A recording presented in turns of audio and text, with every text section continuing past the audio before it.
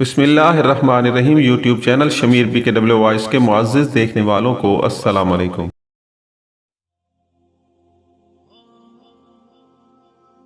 Meat وہیں تھا، ہم نے اسے صرف دیکھا، اس کے ساتھ کوئی بات نہ کی۔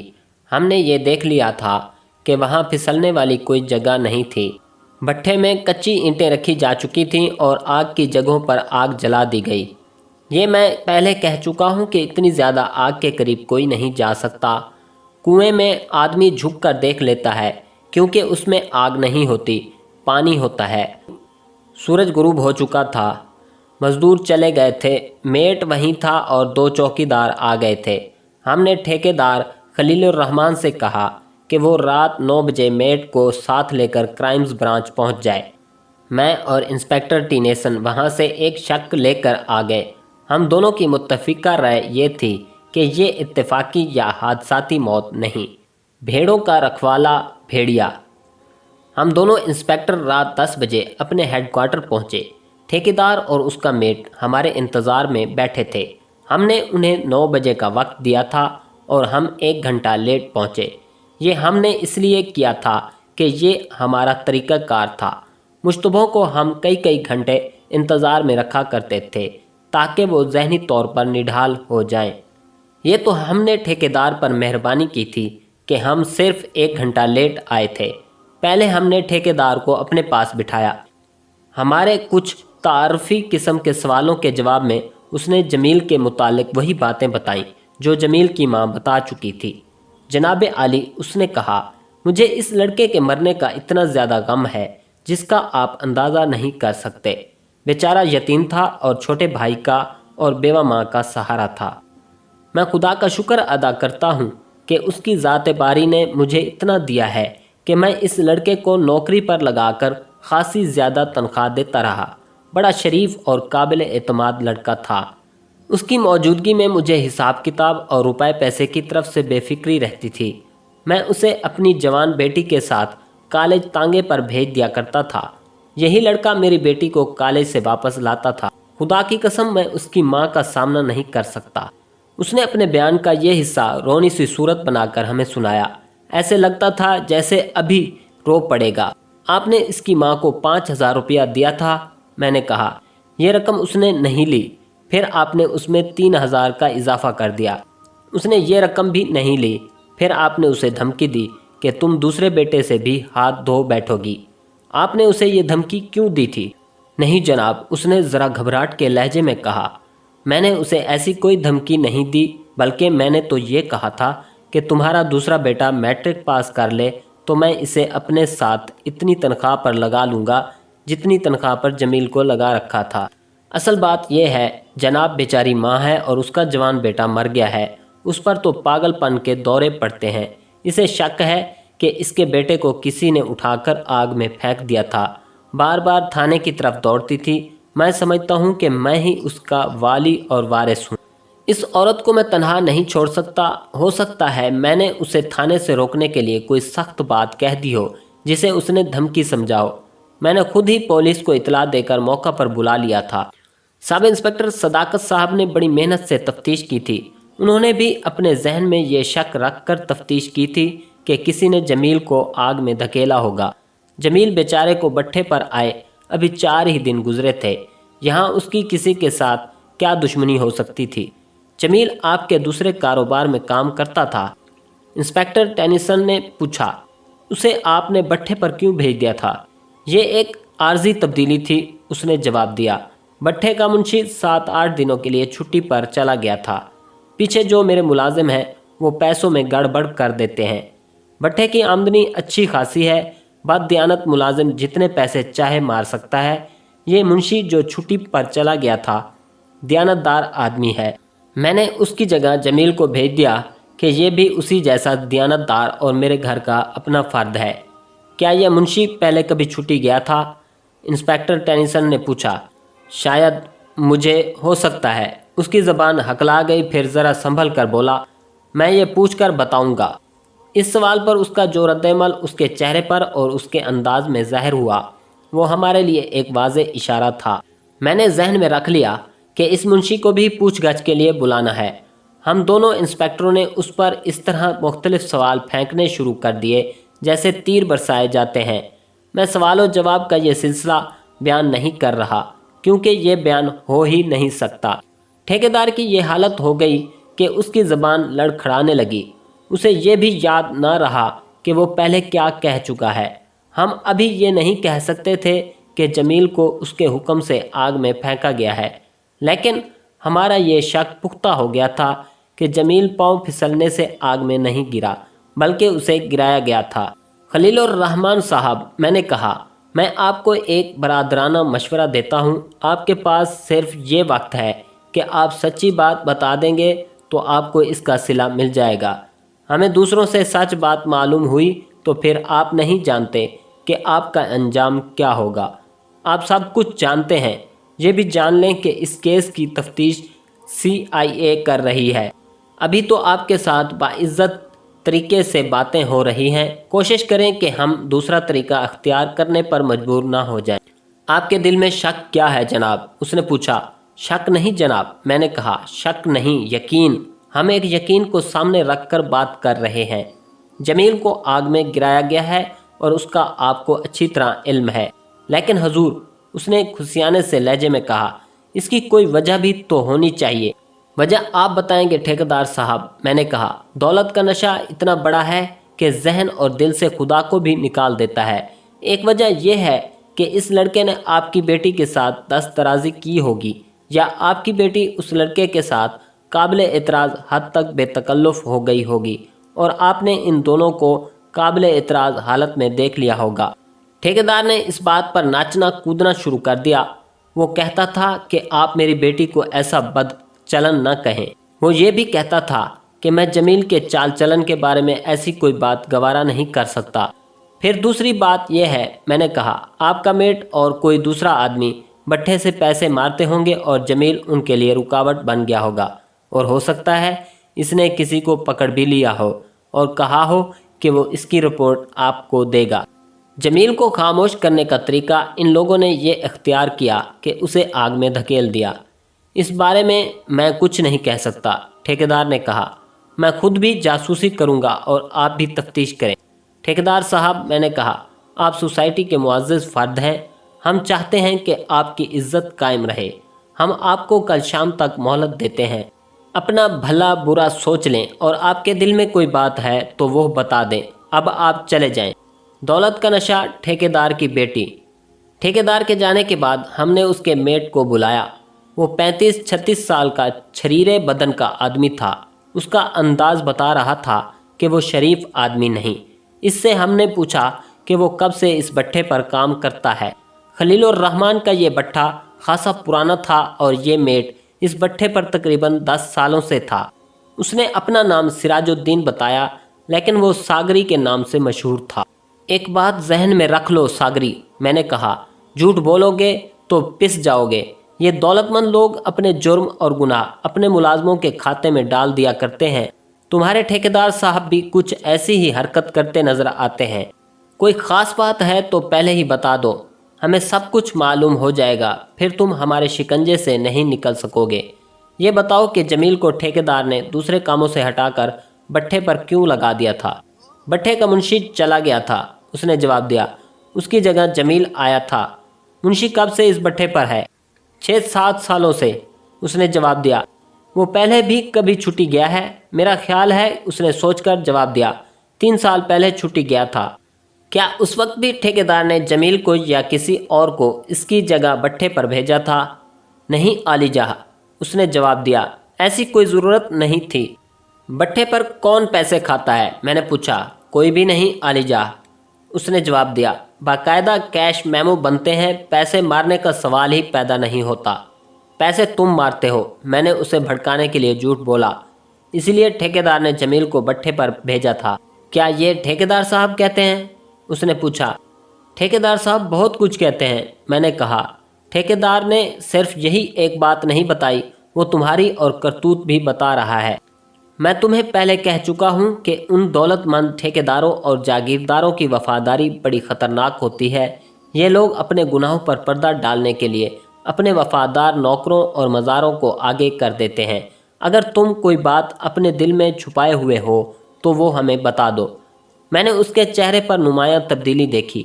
मैंने और टेनिसन ने इस पर कई और सवाल फेंके। हम उसके जवाबों पर इतनी तवज्जो नहीं देते थे जितनी तवज्जो हम उसके बदलते हुए अंदाज और चेहरे के असरात को देखते थे। साफ पता चलता था कि इस शख्स के दिल में कोई बात है। हमने ये भी देख लिया था कि ये शख्स उस्ताद है और बग़ैर शहादत और सबूत के हमारे हाथ नहीं आएगा। इसे हमने कुछ देर के लिए दूसरे कमरे में भेज दिया और हम दोनों इंस्पेक्टर उसके मुतालिक आपस में तबादला ख्यालात करने लगे। मैंने इंस्पेक्टर टेनिसन से कहा, मज़दूरों पर जो मेट मुकर्रर किए जाते हैं वो पक्के जराइम पेशा और गुंडे होते हैं। भट्ठों पर काम करने वाले मज़दूरों और मालकों को तो मैं बहुत ही अच्छी तरह जानता था। कच्ची ईंटें बनाने के लिए पूरा पूरा कुंभा काम करता था। इनमें नौजवान औरतें भी होती थीं। मेट और मालिक इनको मजदूरी से हटा देने की धमकी देकर और काम कम कर देने का लालच देकर इन्हें ख़राब करते थे का मतलब ये नहीं कि ये उस वक्त ही होता था। आजकल पाकिस्तान में भी यही कुछ हो रहा है। कभी कभी अखबारों में किसी भट्ठे की या भट्ठे के मज़दूरों के मुतालिक कोई ख़बर आ जाती है। भट्ठों पर मज़दूरों के साथ नाइंसाफ़ी, हकूक़ कुशी और उनकी औरतों के साथ जिनसी ज़्यादती शुरू से ही हो रही है। इन भेड़ों की रखवाली पर मालिक 2-3 भेड़िए रखते हैं, ना रखें तो मज़दूर काबू में नहीं रहते। ठेकेदार खलीलुर रहमान का ये मेट, जिसका नाम सागरी था, ऐसे ही भेड़ियों में से था। उसने खुद एतराफ़ नहीं किया था कि वो गुंडा और बदमाश है। ये राय हमारी थी जो हमने उसकी बातों और उसके अंदाज से कायम की थी। हमने उससे पूछा कि वो अकेला मेट है या उसका कोई और साथी भी है। उसने बताया कि वो अकेला है। मैंने और इंस्पेक्टर टेनिसन ने आपस में तबादला ख्याल करके ये फ़ैसला किया कि इस शख्स को भट्ठे पर ना जाने दिया जाए, वरना इसके डर से कोई मज़दूर सही बात नहीं बताएगा।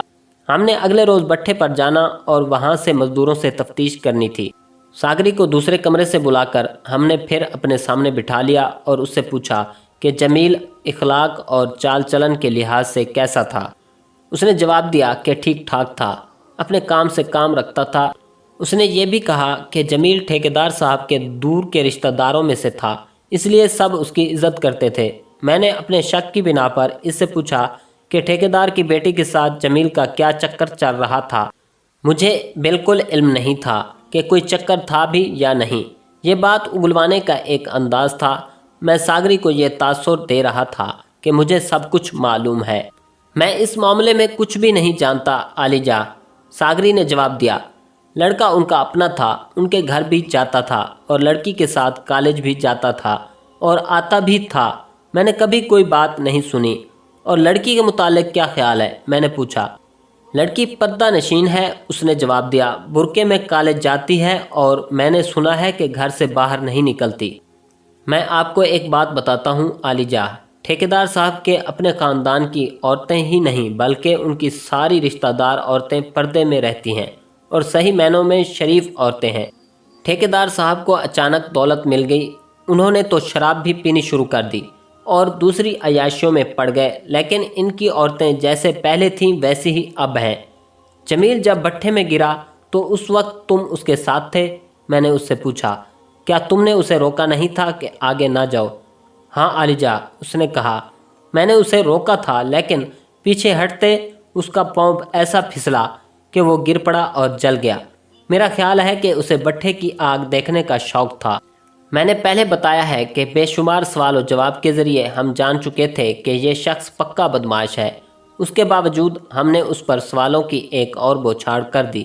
ये वाज़े हो गया कि ये शख्स उस्ताद गुंडा है। उसे हमने बाकायदा गिरफ़्तार ना किया।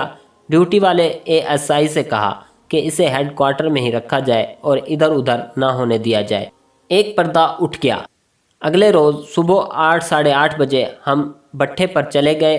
ठेकेदार को हमने नहीं बताया था कि हम वहाँ जाएंगे। वहाँ वही मुंशी था जो छुट्टी चला गया था और उसकी जगह जमील आया था। हमने उसके साथ इस तरह बातें शुरू कर दी जिस तरह गपशप लगाई जाती है। गुज़िश्ता रोज़ उसने हमें देखा था। मैंने नोट किया कि ये जवान साल आदमी खुद एतमादी से बात करता है और उसका अंदाज़ कुछ दोस्ताना सा है। मैंने ये भी महसूस किया कि वो मज़दूरों के मेड सागरी से मरऊब है। सागरी का जिक्र आता था तो वो झींप जाता और अपनी कोई राय नहीं देता था। तुम पिछली छुट्टी कब गए थे? मैंने पूछा। शायद 3 साल हो गए हैं, उसने जवाब दिया। इन 3 सालों में तुम्हें छुट्टी नहीं मिली या खुद ही नहीं गए? मैं कहीं दूर का रहने वाला नहीं, उसने जवाब दिया और एक हाथ लंबा करके इशारा किया और बोला, वो जो गली नज़र आ रही है इसमें मेरा घर है। कभी कोई नरमी गर्मी हो जाए तो 1 आध दिन के लिए घर चला जाता हूँ। अब शायद कोई लंबा काम आ पड़ा था। मैंने पूछा। नहीं साहब, उसने कहा, ठेकेदार साहब से जिक्र ना कीजिएगा, कोई काम नहीं था। सागरी ने एक रोज़ कहा कि तुम छुट्टी ले सकते हो, फिर लेते क्यों नहीं? ठेकेदार ने तुम्हें कब इनाम दिया या आइंदा इनाम देगा? कुछ दिनों की छुट्टी लो और आराम करो, घूमो फिरो। मैं उसके साथ छुट्टी के मुतालिक किसी और ख्याल से या शायद वैसे ही बात छेड़ बैठा था, या शायद छठी हिस्स थी कि मैंने उससे छुट्टी के मुतालिक पूछा था, लेकिन उसने ऐसी बात कह दी जिसने मुझे और इंस्पेक्टर टेनिसन को चौंका दिया। उसने हंसते मुस्कुराते हुए कहा कि उसे छुट्टी की ज़रूरत नहीं थी। सागरी उसके पीछे पड़ गया था कि ज़रूरत नहीं तो भी वो छुट्टी जाए, ये उसका हक है और अपना हक छोड़ना नहीं चाहिए।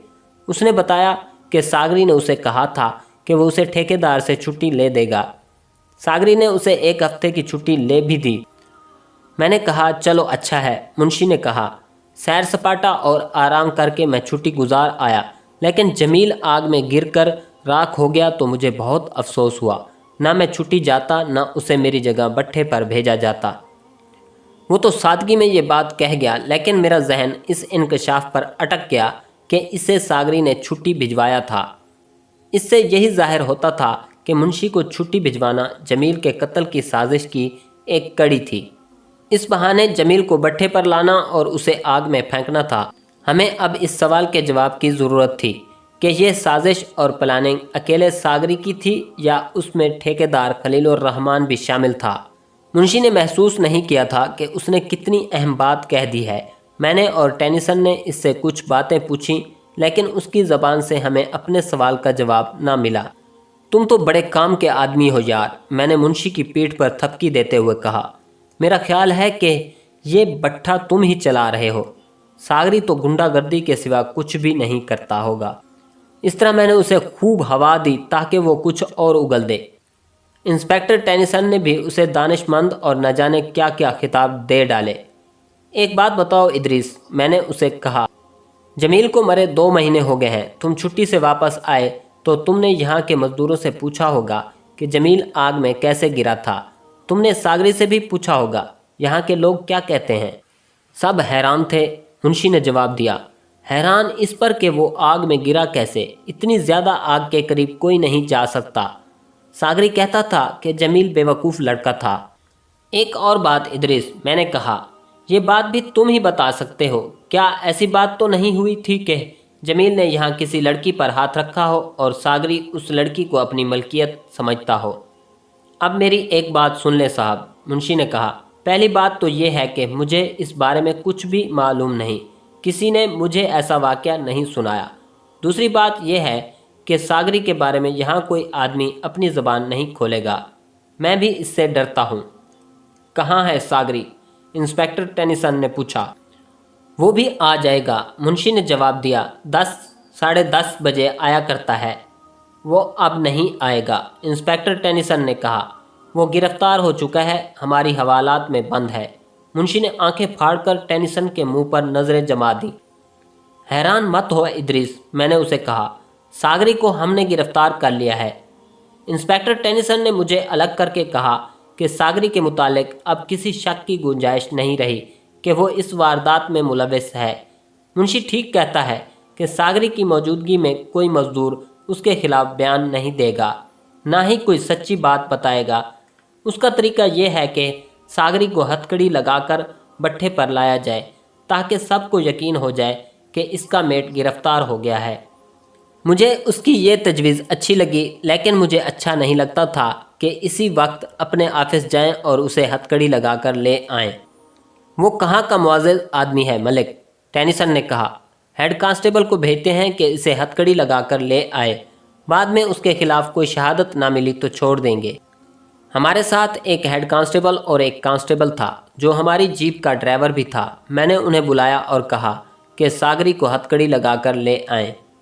मजदूरों की खौफजदगी। मुंशी को जब यकीन हो गया कि उनका गुंडा मेट सागरी गिरफ्तार हो गया है तो उसने बोलना शुरू कर दिया। ये हादसा मेरी गैर हाजिरी में हुआ है। मुंशी ने कहा, अगर मैं यहाँ होता तो मुझे कुछ तो पता चल जाता। मुझे अब कुछ समझ आ रही है कि सागरी क्यों मेरे पीछे पड़ गया था कि छुट्टी जाओ, और फिर खुद ही ठेकेदार साहब से मुझे छुट्टी दिलवा दी। यकीन करें कि मुझे एक हफ्ता छुट्टी की ज़रूरत ही नहीं थी। सागरी के मुतालिक मैं आपको बता देता हूँ कि भट्ठे के तमाम मजदूर उससे डरते हैं और ये शख्स मनमानी करता है।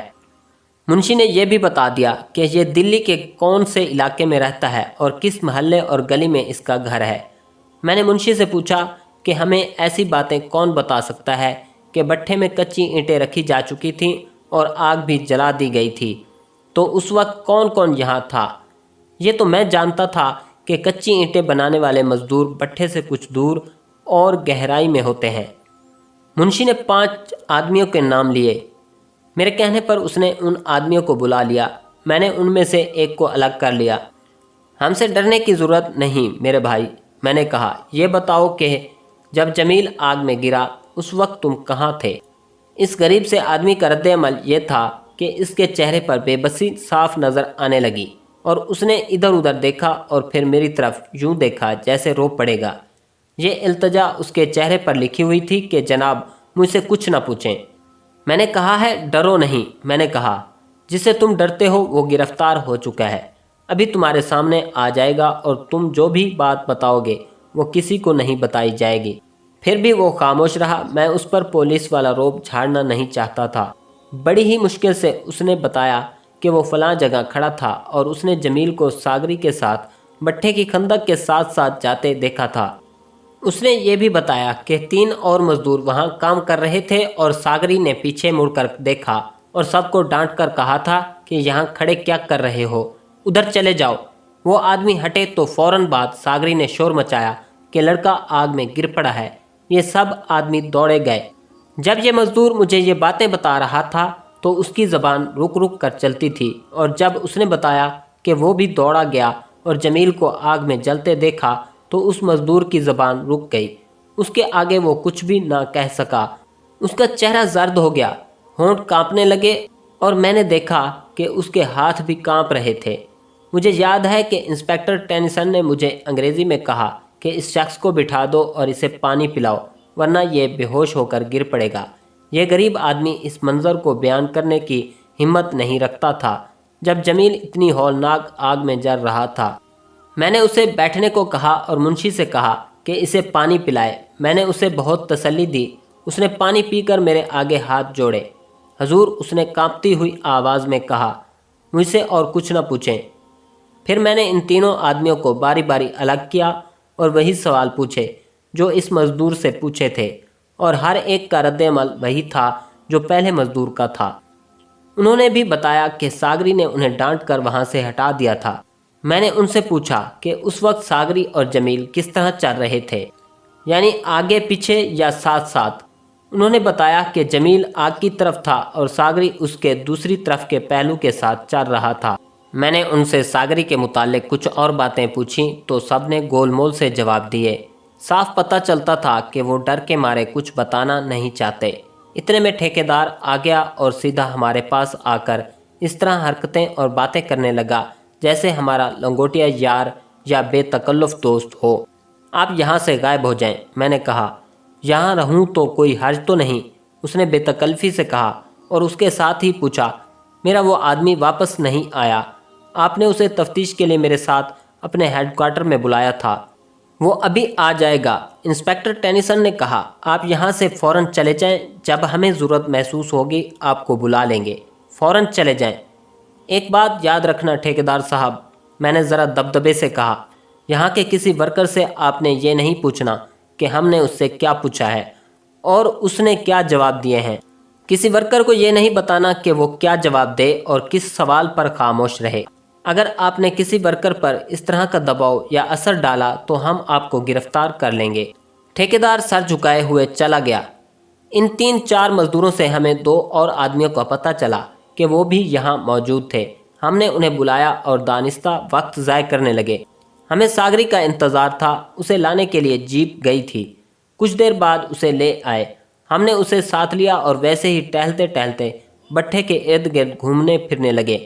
میں نے دیکھا کہ مزدور کام چھوڑ کر حیرت زدگی کے عالم میں ساگری کو ہتھ کڑیوں میں بندھا دیکھ رہے تھے۔ انہیں شاید یقین نہیں آ رہا تھا کہ فرعون بھی گرفتار ہو سکتا ہے۔ پھر ہم نے اسے ایک جگہ بٹھا دیا۔ پھر ہم نے ان 2 مزدوروں سے پوچھ گچھ شروع کی۔ انہیں بتایا کہ دیکھ لو، تمہارا میٹ ہتھ کڑیوں میں بندھا ہوا ہے، اب اس سے نہ ڈرو۔ انہوں نے وہی باتیں بتائیں جو پہلے مزدور بتا چکے تھے۔